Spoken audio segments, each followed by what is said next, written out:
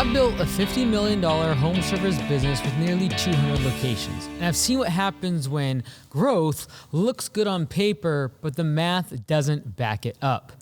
2026 will expose who's scaling smart and who's been floating on cheap money. I'll show you how to spot that fake growth, cut the fat, and build efficiency that actually drives profit. We'll hit 5 hard-hitting questions every $1 to $5 million owner must ask. From inflation-adjusted growth to debt traps, false productivity bonuses, and bloated overhead. All right, let's start off with number 1. My revenue's up this year, but profits are flat. Am I actually growing, or is this just inflation wearing lipstick? So keep in mind, if you're in growth mode and you're growing top line revenue, there is a good chance that you're making infrastructure investments that would then inhibit further profitable growth in terms of your profits going up. So keep that in mind. Growth sucks cash, and if you're sucking out cash from a business because you're buying trucks, you're hiring more people, you're marketing, you're expanding your infrastructure in terms of office space, you're going to have less profit. But if you say, hey, I didn't buy more trucks, I didn't hire more people, my revenue went up, but my profit's still exactly the same, I would then look at overhead. I would be looking at the things that are creeping up that are not direct costs. Direct costs being labor on the job site, direct labor, as well as materials. Those are like the 2 major factors. Subcontractors are also rolled into your COGS or cost of goods sold. But those direct costs might be the same, but if your overhead is trickling up, this can allow your revenue to increase, but profits don't go anywhere. And you're like, well, why is that happening? My guys are just as efficient, or I'm buying them more trucks and equipment and they're being more efficient. Why is it happening? This is overhead creep.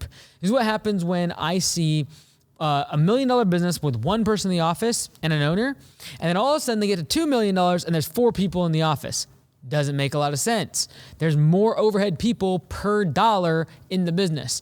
And so I'm always very careful of my overhead creeping up as I grow revenue. And that's why a lot of times I see a business that does $1.2, $1.3 million in revenue, making the same amount of profit as a business that's doing $600,000 to $700,000, $800,000 in annual revenue. It's because they've added more overhead, and this causes profits to go down. Does that mean you should never grow? No. Does that mean you should not invest in overhead like a shop space or an admin person? No. But there is many times a reason why there is increases in profitability and then a bit of a plateau. Increases in profitability and a plateau. And so I want to consciously go into a plateau of profitability knowing that what I'm doing so I don't get discouraged. Because if I know if I'm going from $1 million to 2 million and I'm going to need to hire a salesperson, I need to hire an office person, I need to upgrade the amount of space that I have in terms of my office, I'm going to have the same or lower profit for that period of time, but that infrastructure is required to get to 3 million. And so that's why intentionally growing and having a plan in place is important, because people otherwise just like, I'm growing at I'm 1.2 to 1.3 billion in revenue. I'm making the same amount of money I was 2 years ago. It's like, yes, that is common because you had to invest in either fixed assets or more overhead to be able to continue growing the business past $1 million. Number 2, with rates coming down, should I take advantage and borrow more, or is it that just setting me up for another hangover when the market tightens? Okay, so I would never say because interest rates are coming down, you should go out and borrow more debt. I would say if you need more assets or you need more capital to grow the business, I would then at that time make a decision. And that is when I need the capital and I have a good use for it, or when I need the truck and I have a good use for it, or when I need the equipment and I have a good use for it, the question just becomes, do I buy it now with cash or do I go out and finance it? I would never tell someone to go out and buy more trucks, grow and expand your business simply because interest rates are low. Because unless you're getting fixed debt, like if you're using lines of credit, which is basically going to change their interest rates based upon what the going rate is, very, very risky. The only time I would say that you should ever think about getting more debt in a low interest rate environment is when it comes to trucks and equipment, because your monthly payment could literally be 20, 30% lower simply because your interest rates are a few percentage points lower on the debt. And so the buying decision of should I buy with cash or debt starts to become very, very interesting when I need them. And so I would never say take out more debt because interest rates are coming down. I would say when the buying decision is necessary to increase your capacity or continue expanding the business, I will make the game time decision based upon the rates then.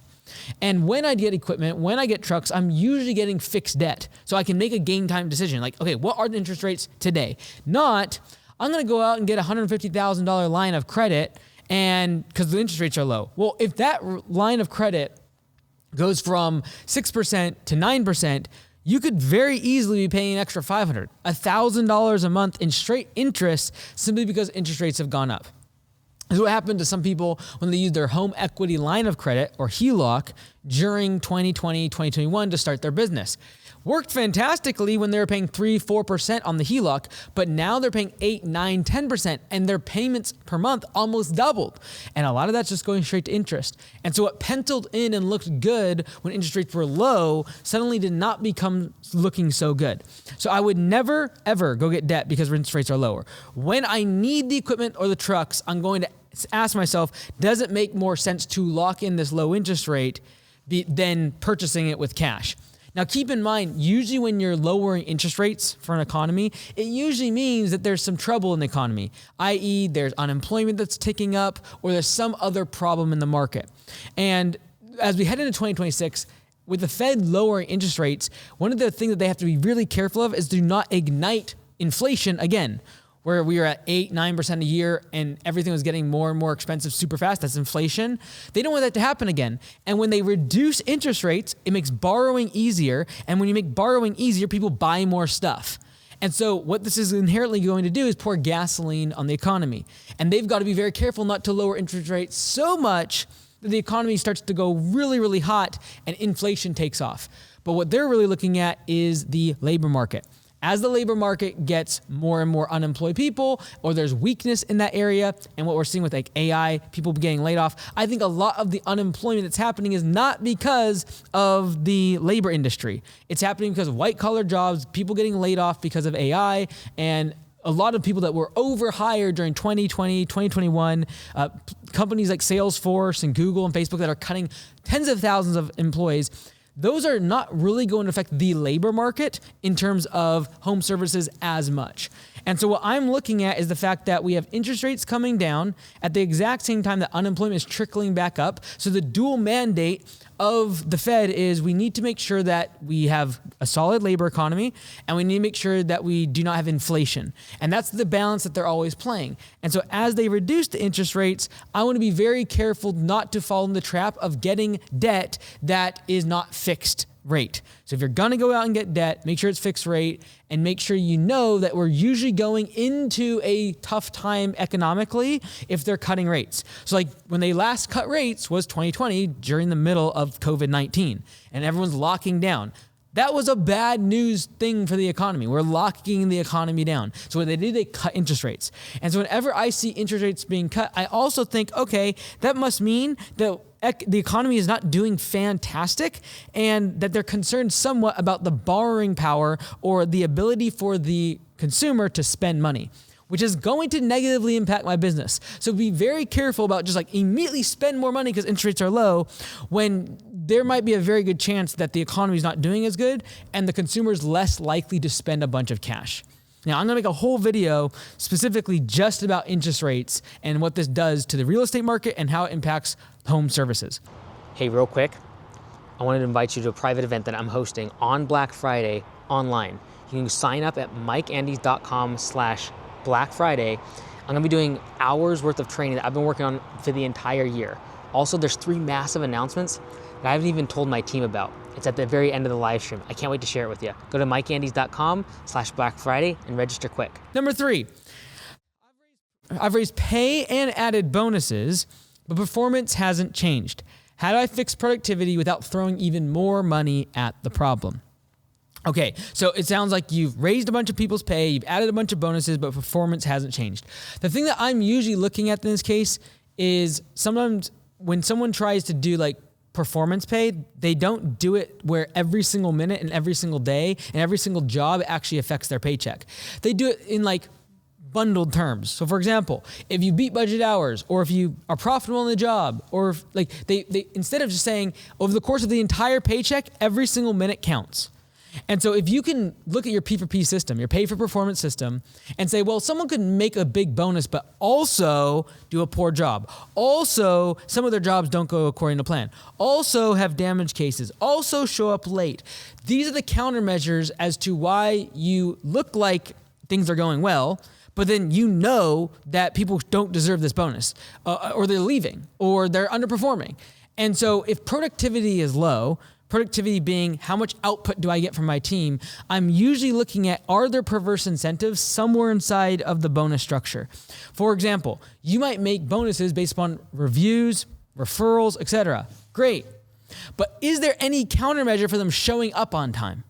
And so now all of a sudden productivity drops because you have some people showing up super late to work, causing all of the rest of the crew that has been there for 30 minutes already, they have to wait.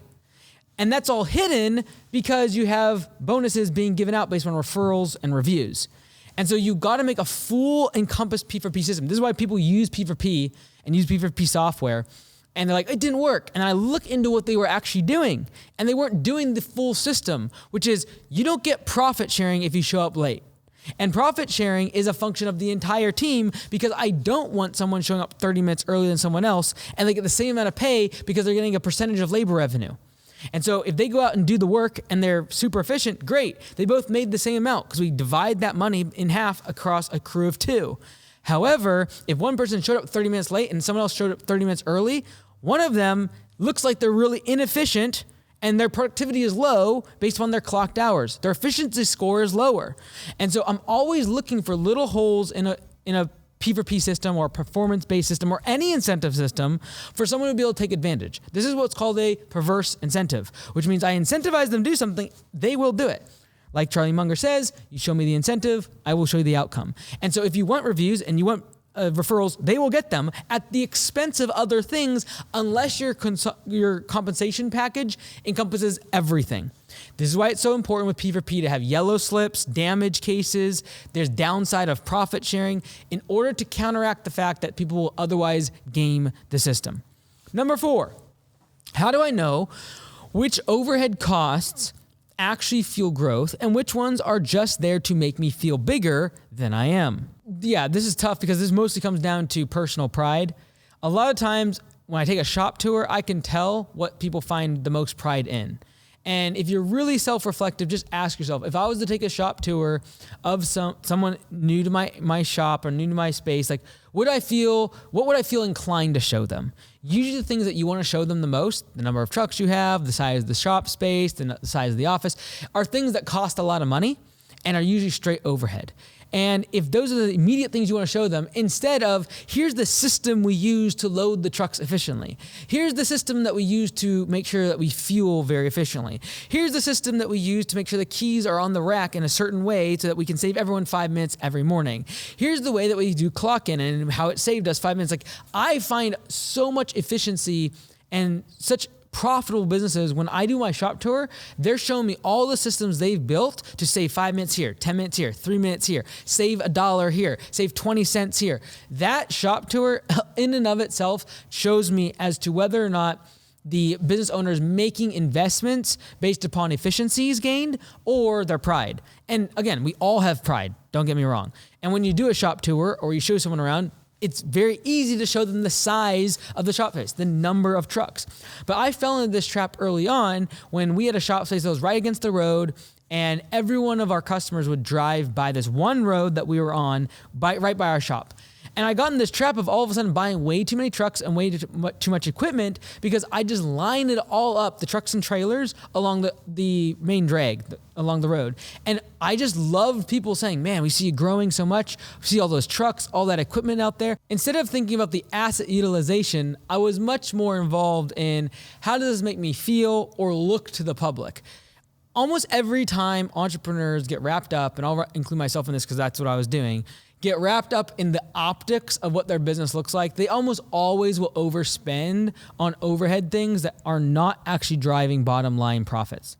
Now, keep in mind, there's going to be overhead expenses and infrastructure that's required to get to the next level in business. You will not be able to run a $5 million home service business out of a 10 by 10 shop space that is a storage facility, assuming that you're not letting all your trucks go home. However, with your employees, However, I've got to make sure I'm very diligent as to when I upgrade that shop space, when I upgrade that storage, is it allowing me to grow revenue, number of employees, number of customers, extending my capacity, or is it allowing my ego to grow? And so this is why I always think about asset capacity. The same way I think about asset utilization, I think about asset capacity. That is, how many trucks, how much equipment, how many employees do I have that allow me to grow the revenue to so much? I ask myself then, if I buy this truck, if I buy this equipment, if I get more storage space, if I get this upgraded shop space, will it allow me to increase capacity? If the answer is no, it is likely a purchase that is not actually infrastructure for me to grow the business. It is likely me simply wanting to look good in front of other people. Now, if me getting that shop space allows me to double the size of the business, if me getting another truck allows me to double the number of customers I serve, hire another employee, get more revenue, then I absolutely give the green light to those type of overhead costs, because you need that infrastructure in order to be able to serve the customer. I can't go out and serve 400 mowing customers tomorrow if I don't have a truck. I need the truck to unlock the capacity to be able to go get the mowing customers and serve them. And so this is why you need cash to grow. And this is why I say growth sucks cash, because when you're growing, you have to invest in this type of infrastructure. But if the overhead cost is not going to increase capacity and I'm not constrained by capacity, this is an ego purchase. Because everyone would say, well, if I buy more trucks or get a bigger shop, I will be able to grow the business more. Okay, everyone gets the pass. But the next question is that actually your constraint? So I'm all for extending capacity, but my next question is, are you actually capacity constrained? In other words, without that truck, without upgrading that shop space, would you be able to grow revenue? And if the answer to that is yes, usually that means you're investing the money in the wrong place. I would rather go work on the constraint of getting more customers to the point where I actually have to go buy the truck, I have to invest in the shop space, I have to extend capacity, otherwise I can't grow the business. Number 5 on the docket, how do I measure whether I'm building true efficiency versus just buying short-term speed with more debt, attention, and stress? This is why percentage-based numbers are so important. Profit percentage, you can be 10%, you can be 15%, doesn't matter if it's $1 million business, $100,000 business, or $10 million business. It's a percentage which shows me a level of efficiency. Now, an indicator of efficiency when it comes to home services is how efficient is your labor. And this is why I like to track labor efficiency. Budget hours divided by clocked hours. And so if you're just trying to buy yourself, buy a bunch of trucks, buy a bunch of equipment, get a bunch of debt, taking a bunch of more stress in your time just like managing the equipment, managing the shop space, this is the untold cost of buying more trucks and equipment is insurance. You gotta have storage, maintenance, all of those things in addition to the cost of buying more stuff. Most people don't even account for it. It's like, well, the payments, I'm already renting it a couple times a month, therefore it's basically break even. I actually save a couple $100 a month. But what about the maintenance? What about the fact that you gotta store that piece of equipment? What about the fact that now your insurance is gonna go up by 20% because you have that piece of equipment in your shop space all of the time? These are the type of things that most people don't take into account when it comes to growth of trucks, assets, and equipment. And so I'm measuring efficiency because if I buy a nicer truck and I upgrade all my 15-year-old trucks to brand new trucks, it needs to actually move the needle for efficiency. And you're like, well, it doesn't. It just simply, makes the trucks look nicer. Well, hold on. What if it breaks down far less? By it breaking down far less, your efficiency of budget hours divided by clocked hours, your labor efficiency should go up. Your profitability percentage should also go up because you spend less on maintenance. If these things are not true, why would I go buy the truck and equipment? Why would I increase the size of the shop space if it doesn't make me more efficient? This is why infrastructure costs, like getting a new shop space, but it's 20 minutes closer to your service area, could potentially be a huge boom to efficiency. Even though there's extra costs and overhead, I'm willing to absorb that because if I'm able to save everyone an hour a day and take my P for P from 33% down to 28%, and thereby take 5% of margin right back to my bottom line simply because now my crew is closer to the jobs, that infrastructure cost, that overhead is a huge win. So don't take what I'm saying here as like, oh, don't buy more trucks, don't buy more equipment, don't increase overhead. No, those things are required to grow a business. But I want to make sure that I'm doing so efficiently.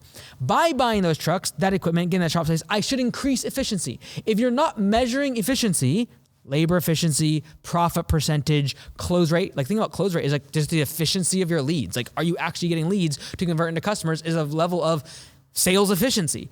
If those percentages are not being monitored and tracked consistently, I do not give you the green light to go out and get debt, because adding more debt adds more risks. And if you don't have good numbers, it's like driving a car. If I don't have a good speedometer, knowing my numbers, knowing my profit percentage, knowing my efficiency score, knowing my close rate, if I don't have those gauges on the dash, I am driving and the last thing I want to do is increase speed. Everyone's like, go fast, grow the business. But if you do so without the right metrics, without the speedometer, without the right metrics on your dashboard, you will crash or you'll end up in the wrong place. You'll end up with a business that's massive, overgrown. You're working 80 hours a week. It's not serving you and your family. You're serving it. Why? Because you drew really fast without any speedometers, without any metrics, without any numbers. And those metrics a lot of times should revolve around efficiency. Efficiency of your labor, efficiency of your leads, efficiency of the capital that you put into the business. That's return on investment. That's efficiency of capital. And so knowing what those are is the first benchmark before I give someone permission to be like, yes, pour more fuel on that fire. Because everyone wants to grow faster. Everyone wants to drive the car faster, but I need the right metrics in place. Once I'm measuring efficiency, I have my speedometer, I know how fast I'm going, I know my air temperature, I know my air pressure, my tires. If I know those things, then I can confidently grow. I can confidently take on more debt if needed and drive the car faster. If you have a question for me on the Home Service Millionaire podcast, go to mikeandys.com/question, submit a 60 to 90 second video, and we'll answer it on the next show.